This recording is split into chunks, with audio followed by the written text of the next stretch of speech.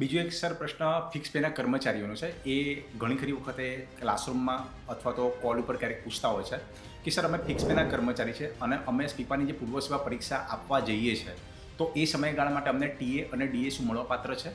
કારણ કે એમની કચેરીમાં એવો પ્રશ્ન ઉપસ્થિત કરવામાં આવે છે કે આ જે બાબત જે છે એ ફક્ત ખાતાકીય પરીક્ષા માટે જ મળવાપાત્ર છે, એમાં ક્યાં પણ પ્રી સર્વિસીસનો ઉલ્લેખ નથી.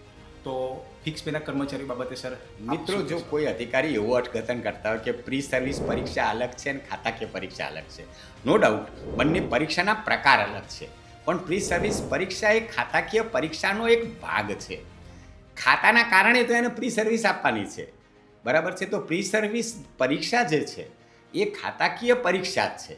જી. એટલે એ મુખ્ય મથકની બહાર જાય છે. આપણા જીસીએસઆરના રૂલમાં પણ નિયમ 923માં ફરજની વ્યાખ્યા કરી છે, એમાં પણ ઉલ્લેખ કર્યો છે કે ખાતાકીય પરીક્ષામાં કર્મચારી ફરજ પર ગણાશે. બીજું, આપણા મુસાફરી ભથ્થાના નિયમોમાં પણ જોગવાઈ છે કે ખાતાકીય પરીક્ષા આપવા જાય તો એને ટીએડીએ આપવાનું છે, પણ પરીક્ષાનું પરિણામ આવે એ જોયા પછી એનું ટીએડીએ મળવાપાત્ર થશે. પરીક્ષા સંતોષકારક રીતે આપી છે કે કેમ એ નિયંત્રણ અધિકારીએ વેરીફાઈ કરવાનું